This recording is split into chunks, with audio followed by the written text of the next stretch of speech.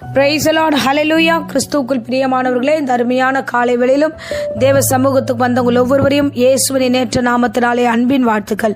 இந்த நாளிலும் யோசுவா 1 அதிகாரம் 9வது வசனத்தை அடியேன் வாசிக்கிறேன். நான் உனக்கு கட்டளையிடவில்லையா? பலங்கொண்டு திடமனதாயிரு, திகையாதே, கலங்காதே. நீ போகும் இடமெல்லாம் உன் தேவனாகிய கர்த்தர் உன்னோடே இருக்கிறார். ஆமென், ஹல்லேலூயா. இந்த காலை வேளையில கர்த்தர் உங்களிடத்துல திடப்படுத்துகிற வார்த்தையை சொல்லுகிறார். நீ பலங்கொண்டு திடமனதா இரு, வருகிற காரியங்களை ஆண்டவராகிய கர்த்தர் உங்களோடு கூட இருப்பார் என்று வேதம் சொல்லுகிறது. ஆமென். யோசுவாவுக்கு ஒரு காரியம் உண்டாகிறது. என்னன்னா, மோசே வழிநடத்தப்பட்ட ஜனங்கள், மோசே வழிநடத்தப்பட்ட அந்த பெரிய பொறுப்பு இப்பொழுது மோசே மரிக்கிறார். அடுத்ததாக யோசுவா அந்த தலைமை பொறுப்புக்கு வருகிறார். இப்போது யோசுவாவுடைய ஜெபம் எப்படிப்பட்டதா இருக்குதுன்னா, ஆண்டவரே, அவ்வளோ பெரிய ஊழியர் அவர் நடத்தினார், அந்த பொறுப்புல நான் எப்படி ஆண்டவரே இந்த வேலையை நான் செய்ய முடியும்? என்னால இந்த காரியத்தை எப்படி நேர்த்தியா முடிக்க முடியும்? எனக்கு தெரியல ஆண்டவரே, எனக்கு பயமா இருக்கு. நான் இந்த ஜனங்களை, உம்முடைய ஜனங்களை நான் என்னால எப்படி நடத்த முடியும்? அதற்கான ஞானமும் இல்லை, அதற்கான வழியும் இல்லை. நான் எப்படி நடத்துவேன் என்று அவன் ஒவ்வொரு முறையும் பயப்படுகிறான். அப்பொழுதுதான் கர்த்தர் அவனோடு கூட பேசுகிறார். நீ பயப்படாத யோசுவா, நீ ஏன் பயப்படுற? நான் உன்னை விட்டு விலக மாட்டேன், உன்னை கைவிட மாட்டேன், நீ தைரியமாயிரு என்று கர்த்தர் தன்னுடைய வார்த்தைகளை கொடுத்து யோசுவாவை பலப்படுத்துகிறார். ஆமென், ஹல்லேலூயா. அதுதான் முன்னதாக வசனங்கள் எல்லாம் நம்ம வாசிக்கிறோம். நான் உன் கூட இருக்கிறேன், நீ உயிரோடு இருக்கும் நாளெல்லாம் ஒருவனும் உன்னை எதிர்த்து நிற்க மாட்டாங்க, நீ ஏன் பயப்படுற? உன் வாழ்க்கையில உனக்கான காரியத்தை ஜெயம் எடுக்கிற ஒரு தருணம் கிடைத்திருக்கிறது, நீ போ, தைரியமா போ, நான் உன் கூட இருக்கிறேன் என்று முன்னதாகவே அவர் சொன்னார். ஆனாலும் யோசுவா அந்த காரியத்தை குறித்து பயப்படுகிறார். ஆமென். அப்படிதான் நம்மளும் சில விஷயங்களை செய்வதற்கு, முன்னெடுப்பதற்கு நம்ம பயப்படுறோம். ஐயோ, இது என்ன இப்படி முடியுமோ தெரியலையே, நமக்கு ஞானம் இல்லை, அறிவில்லை, இதை எப்படி நம்ம செய்து முடிப்போம்? இந்த காரியத்தை முடிப்போமா? கரெக்டா வேலையை முடிப்போமா? எஜமான் சொல்ற மாதிரி நம்மளால செய்ய முடியுமா? ஆண்டவரே, என்னை பலத்தோட சாட்சியா நடத்துவீங்களா அப்படின்னு சொல்லி பல வேலைகளில் நம்ம குழம்புகிறோம். பல நேரங்களில் பயப்படுகிறோம். வேலைக்கு போகிறவர்களாகட்டும், அல்ல வீட்டின் காரியங்களை முடிக்கிறவர்களாகட்டும், இல்ல தேவனுடைய ஆசீர்வாதத்தை நீங்கள் சுதந்திரிக்கிற ஒரு அருமையான தருணமா இந்த சூழ்நிலை இருக்கும்போது அதை நாம் எடுத்துக்கொள்வதற்கு பயப்படுகிறோம். ஐயோ ஆண்டவரே, இது கரெக்டா? ஆண்டவரே, பயமா இருக்கே. ஆண்டவரே, என்னால பண்ண முடியுமா? இந்த பொறுப்பை என்னால ஏற்றுக்கொள்ள முடியுமா? இந்த வேலையை என்னால செய்ய முடியுமா? இந்த காரியத்தை முடிக்க முடியுமா? அப்படின்னு ஒரு காரியம் எடுப்பதற்கு முன்பதாக பல முறை நம்ம யோசித்துக் கொண்டு பயந்து கொண்டிருக்கிறோம். இப்பொழுது கர்த்தருடைய வார்த்தை வராத போது யோசிக்கலாம், அது தப்பே கிடையாது.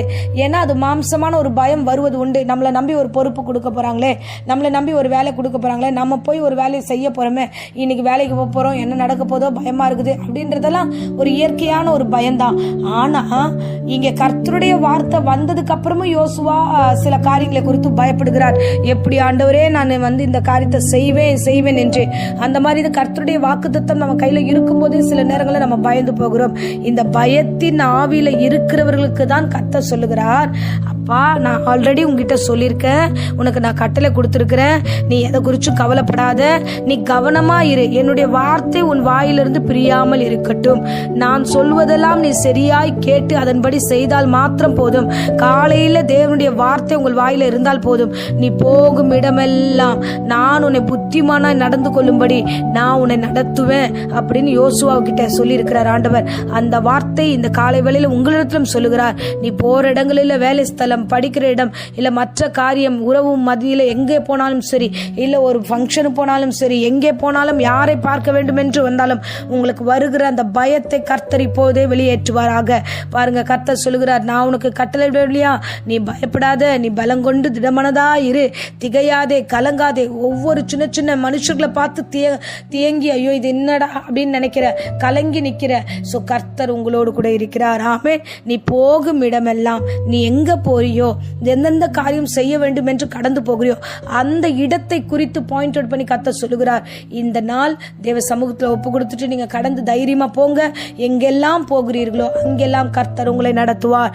தேவன் உங்களை பார்த்து கொண்டு இருக்கிறார். நீங்கள் பயப்படாதீங்க, திடமனதா இருங்க, கர்த்தர் உன்னோடு இருக்கிறார். ஆமென். இன்னைக்கு காலை வேளையில கர்த்தர் சொல்லுகிற வார்த்தை, கர்த்தர் உன்னோடு இருக்கிறார்.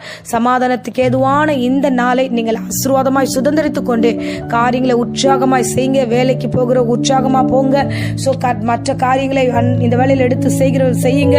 ஊழியம் செய்கிறவர்கள் எழுந்து உற்சாகமாய் ஊழியத்துக்கு கர்த்தர்கிட்ட ஒப்பு கொடுங்க. காரியங்களை நடத்துங்க. ஜெபிக்கிறவர்கள் தேவ சமூகத்தை உங்களை அர்ப்பணிச்சு உற்சாகத்தோடு காலை வேளையில எழுந்து நல்லா ஜெபிங்க.